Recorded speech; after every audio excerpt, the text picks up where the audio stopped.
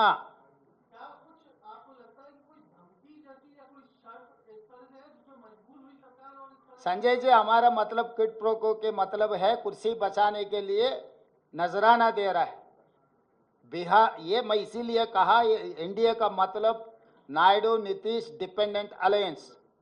सो प्रधानमंत्री कुर्सी बचाने के लिए बिहार और आंध्र प्रदेश को ज्यादा पैसे देने के लिए कोशिश कर रहा है। This is called quid pro को। तो इसीलिए हम लोग ये कह रहे हैं कि हम लोग खामोश बैठने वाले नहीं है। हम इन लोगों में नहीं है कि मोदी जी के सामने, केंद्र सरकार के सामने सर झुककर बैठने वाला नहीं है। हम लोग जो हक है, हक के लिए हम लोग लड़ेंगे।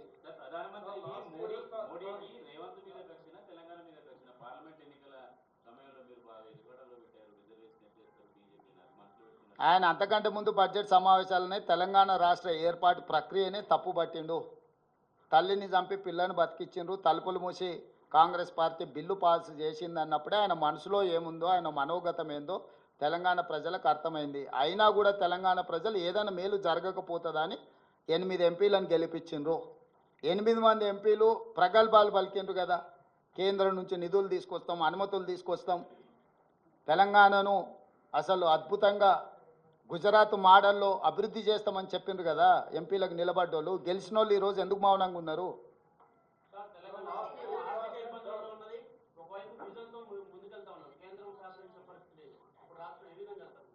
ఖచ్చితంగా విజన్తోనే వెళ్తాం ముందుకు. ఇప్పుడు కేంద్ర బడ్జెట్ గురించి మాట్లాడుకుందాం. కేంద్ర బడ్జెట్ గురించి ఏమన్నా ఉంటే అడగండి. ప్రమోద్.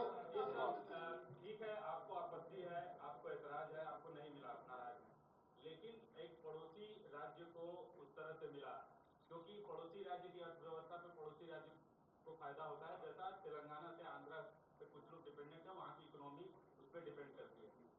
तो क्या आप उस लिहाज से आप हटा दीजिए तेलंगाना, आप एक मुख्यमंत्री के तौर पे, तेलंगाना के नागरिक के तौर पे आप अपना कंसर्न जता चुके हैं, लेकिन आंध्र प्रदेश को जो मिला है उसको आप कैसे देखते हैं? क्योंकि 10 सालों से आंध्र बाइफर्केशन के बाद आंध्र प्रदेश के साथ क्या हुआ ये एक्सप्लेन करने की जरूरत नहीं है, लेकिन वो मिला है उसको आप वेलकम करते हैं? प्रमोद जी, मेरी बात साफ आपके सामने रख चुका है। Andhra Pradesh reorganisation act for Andhra Pradesh as well Telangana. तो आंध्र प्रदेश रीऑर्गेनाइजेशन एक्ट को आप पढ़ने में ही गलती कर रहे हैं।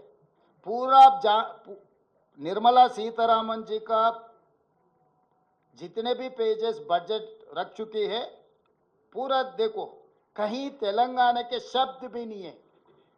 इतना विवक्षा क्यों तेलंगाना के खिलाफ? तेलंगाना के नाम लेने के लिए भी मोदी जी सरकार तैयार नहीं है। क्यों 8 एमपी दिए हम लोग, इसीलिए आप लोग तेलंगाना के नाम भी लेने के तक अब तैयार नहीं है। ये गलत है। नहीं भाई, आंध्र प्रदेश को देने दो, बिहार को देने दो, और कोई प्रदेश राज्य को देने दो, हमको कोई एतराज नहीं, हमको कोई आपत्ति नहीं है। बगल में क्यों दिए, ऐसे विवक्षा की बात हम लोग नहीं कहते। हमारा हक हम मांग रहा है।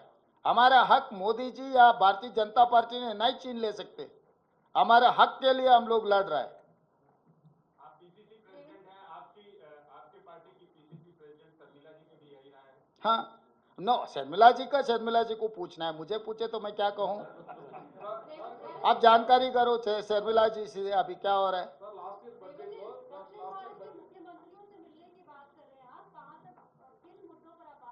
सब साउथ के delimitation of parliament seats, budget allocation, other permissions, जितने बीमारू स्टेट्स को दे रहे, बिहार, मध्य प्रदेश, उत्तर प्रदेश, राजस्थान, जो इलाके को, जो राज्यों को जो पैसे मिल रहा है, साउथ को क्यों नहीं मिल रहा है?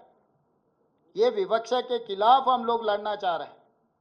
इसीलिए हम लोग ये कोशिश करेंगे कि तमिलनाडु को और कर्नाटक को आगे जो हमारे साथ में आएंगे, सब लोगों को साथ में लेकर आगे चलाने के लिए हम कोशिश करेंगे।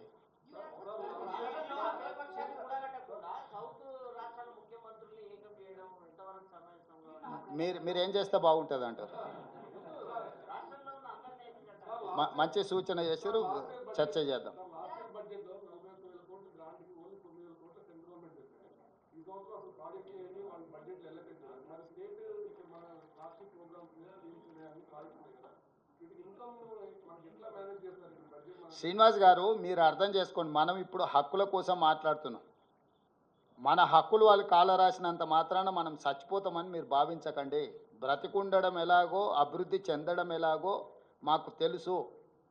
75 సంవత్సరాలలో దాదాపుగా 50 సంవత్సరాలుగా పైగా ఎన్నో వివక్షల్ని, ఎన్నో విపత్కర పరిస్థితులను ఎదుర్కొని పరిపాలనను అందించి దేశాన్ని ఆర్థిక సంక్షోభం నుంచి అభివృద్ధి పదం వైపు నడిపించింది కాంగ్రెస్ పార్టీ. ఈ సంక్షోభం నుంచి కూడా రాష్ట్రాన్ని బయటపడేసే ప్రణాళిక, వ్యూహం మా దగ్గర ఖచ్చితంగా ఉంది. కానీ ఈరోజు మేము మాట్లాడుతున్నది మా హక్కులను నరేంద్ర మోడీ గారు కాల రాసిండ్రు. నరేంద్ర మోడీ గారు హక్కులను కాల రాస్తుంటే కిషన్ రెడ్డి గారు మౌనంగా తల వంచుకొని మోడీ గారి బానిసలాగా వ్యవహరిస్తున్నారు 8 మంది బీజేపీ పార్లమెంట్ సభ్యులు. ఈ విషయాన్ని మీకు తెలంగాణ ప్రజలకు వివరించడానికి పత్రికా సమావేశం ఏర్పాటు చేయడం జరిగింది. దీనికి సంబంధించి రేపు శాసనసభలో పూర్తి స్థాయిలో చర్చకు పెడతాము. ఇంతకుముందు మిత్రులు అడుగుతున్నారు కదా, ఎవరు అందరినీ కూడగట్టాలని. శాసనసభలో చర్చ పెట్టడం అంటేనే అందరినీ కూడగట్టడం అని.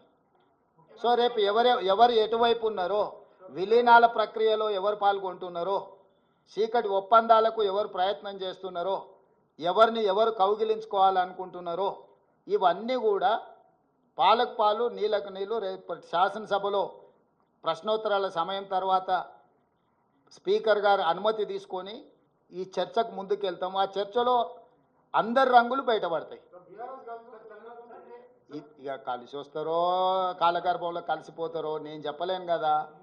నేను అందరు కలిసి తెలంగాణ రాష్ట్ర హక్కులను సాధించుకున్నామని చెప్తున్నా. సభలో వాళ్ళ విధానం ఏందో వాళ్ళు చెప్పనియండి. అందుకే ఈరోజు సూచన చేస్తున్నా ప్రధాన ప్రతిపక్ష నాయకుడు మాజీ ముఖ్యమంత్రి చంద్రశేఖరరావు గారికి తెలంగాణ హక్కుల మీద, తెలంగాణ నిధుల మీద కేంద్ర ప్రభుత్వం మీద ఒత్తిడి తీసుకొచ్చి రాబట్టుకోవాలని ఏదైతే రేపు సభలో చర్చ జరగబోతుందో వారు శాసనసభకు వచ్చి చర్చలో పాల్గొని కేంద్ర ప్రభుత్వాన్ని నిలదీసి రాష్ట్రాన్ని నిధులను, రాష్ట్రానికి అవసరమైన అనుమతులను సాధించడానికి వారు కలిసి రావాలి. వారు సభకు వస్తే వారు తెలంగాణ ప్రజల పక్షాన నిలబడ్డట్టు, వారు సభకు రాకపోతే యాజ్ ఇట్ ఈస్గా కిషన్ రెడ్డితో పాటు కేసీఆర్ గారు కూడా మోడీ ముందు మొకరిల్లినట్టు మౌనమే బానిసత్వానికి పర్యాయపదంగా భావించాల్సి వస్తుంది. ధన్యవాదాలు. అసలైన తొలి వెలుగు. ఫాలో వాట్సాప్ @తొలి వెలుగు అఫీషియల్.